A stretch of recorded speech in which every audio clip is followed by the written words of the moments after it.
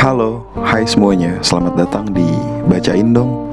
Bantu channel ini berkembang dengan like, komen, subscribe, dan share. Semoga video ini bermanfaat untukmu. Selamat mendengarkan. Tidak seperti biasa, hari itu Baginda tiba-tiba ingin menyamar menjadi rakyat biasa. Beliau ingin menyaksikan kehidupan di luar istana tanpa sepengetahuan siapapun agar lebih leluasa bergerak. Baginda mulai keluar istana dengan pakaian yang amat sederhana, layaknya seperti rakyat jelata.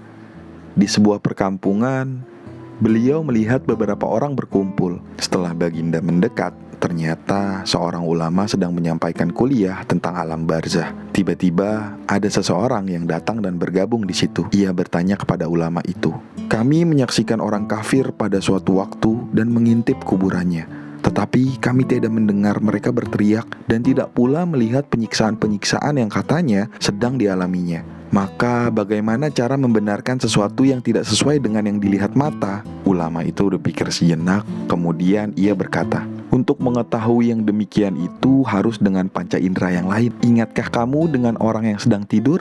Dia kadangkala bermimpi dalam tidurnya, digigit ular, diganggu, dan sebagainya. Ia juga merasa sakit dan takut ketika itu, bahkan memekik dan berkeringat bercucuran pada keningnya. Ia merasakan hal semacam itu seperti ketika ia tidak tidur.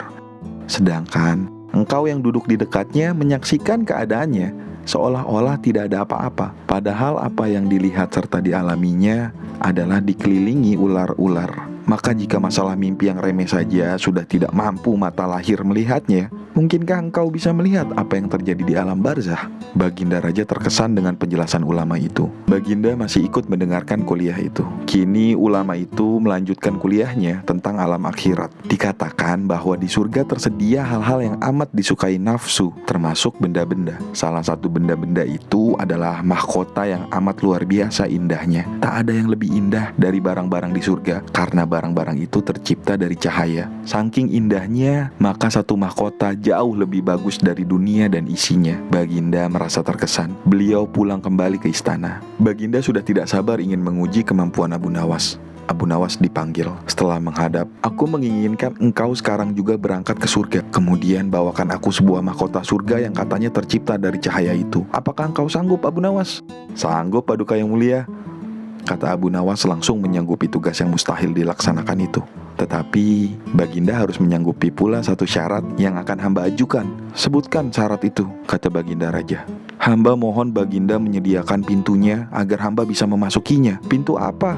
tanya Baginda belum mengerti. "Pintu alam akhirat," jawab Abu Nawas. "Apa itu?"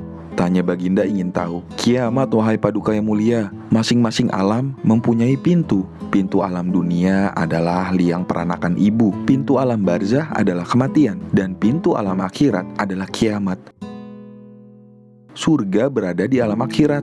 Bila Baginda masih tetap menghendaki hamba mengambilkan sebuah mahkota di surga, maka dunia harus kiamat terlebih dahulu." Mendengar penjelasan Abu Nawas, Baginda Raja terdiam. Di sela-sela kebingungan Baginda Raja Harun ar-Rasyid, Abu Nawas bertanya lagi, "Masihkah Baginda menginginkan mahkota dari surga?" Baginda Raja tidak menjawab. Beliau diam 1000 bahasa. Sejenak kemudian Abu Nawas mohon diri karena Abu Nawas sudah tahu jawabannya. Sekian video kali ini. Terima kasih dan sampai jumpa.